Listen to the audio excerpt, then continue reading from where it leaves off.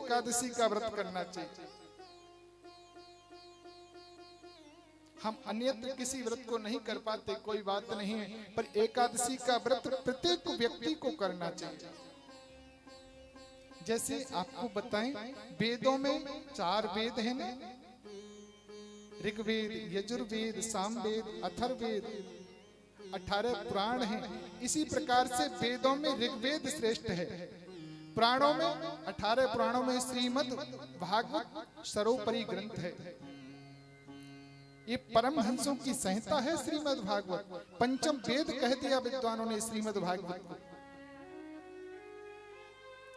इसी तरह से श्रीमद् भागवत में 10वां स्कंद सर्वोत्तम माना गया, जो आज 10वां स्कंद प्रारंभ होने वाला है भागवत का। भागवत जी में कितने स्कंद हैं? 12 स्कंद हैं, 335 अध्याय हैं।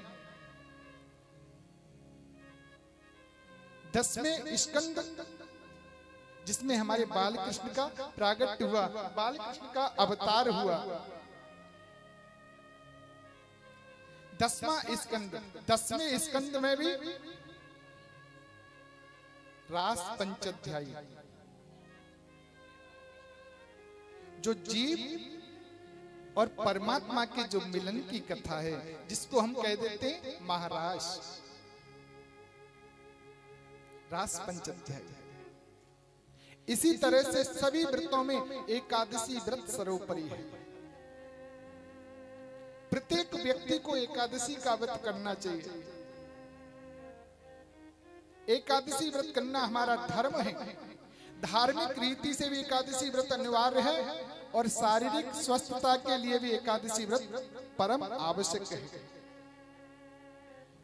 जैसे महीने 2 महीने में एक बार कोई फैक्ट्री होती है ना, तो 1 महीने में, 2 महीने में, 6 महीने में जो फैक्ट्री के काल पुर्जे होते हैं उनकी साफ सफाई करते हैं। जैसे आप गाड़ी चलाते हो तो गाड़ी की सर्विस कराते हो समय समय पर। इसी तरह से यदि हम एक दिन 15 दिन में व्रत रखेंगे तो हमारे अंदर भी प्राकृतिक भगवान की बड़े मशीनें लगी हुई हैं, बड़े कंप्यूटर टाइप लगे हुए हैं। आपने खाना खाया, पानी पिया, सब कुछ एक साथ में खाया, लेकिन अंदर जाकर के पृथक पृथक हो जाता है। उसका जो तत्व है, जो रस है, वो नस नाड़ियों में भेज दिया जाता है और मल है वो बाहरी द्वारों से बाहर निकाल दिया जाता है।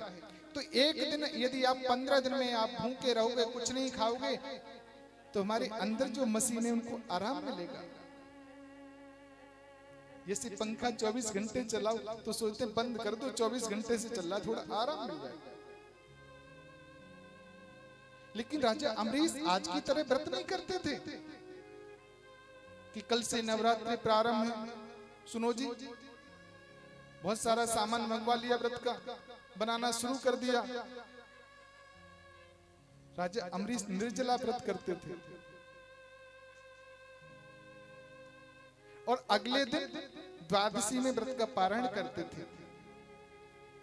बंधुओं, एकादशी व्रत का एक और नियम होता है।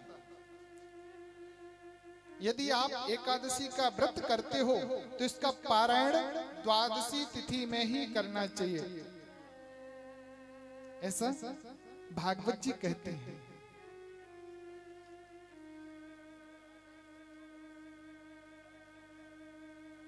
त्रयोदशी में नहीं करना चाहिए। द्वादशी तिथि का यदि क्षय हो जाता है तो किसी कारणवश जब तिथि क्षय हो जाती है तो अगली तिथि में पहुंच जाता है, व्रत तो कर सकते हैं, लेकिन द्वादशी में ही करना चाहिए। राजा अम्बरीश द्वादशी के दिन संतों को, ब्राह्मणों को भोजन करा करके व्रत का पारायण करते हैं। जब व्रत का पारायण करते ही राजा अम्बरीश, एक बार द्वादशी तिथि थी, प्रातः काल उनके द्वार पर दुर्वासा ऋषि आ गए। राजा ने चरणों में दंडोत प्रणाम किया, गदगद हो गए। अहो भाग्य हमारे, जो हमारे घर संत पधारे। संतों के, महापुरुषों के, विद्वानों के दर्शन महाराज बड़े भाग्य से मिलते हैं। राजा ने सपत्नी के चरण पखाड़े हैं दुर्वासा ऋषि के ऋषिवर। आप आज यहीं पर भोजन कीजिए। मेरा कल एकादशी व्रत था, मैं द्वादशी में संतों को ब्राह्मणों को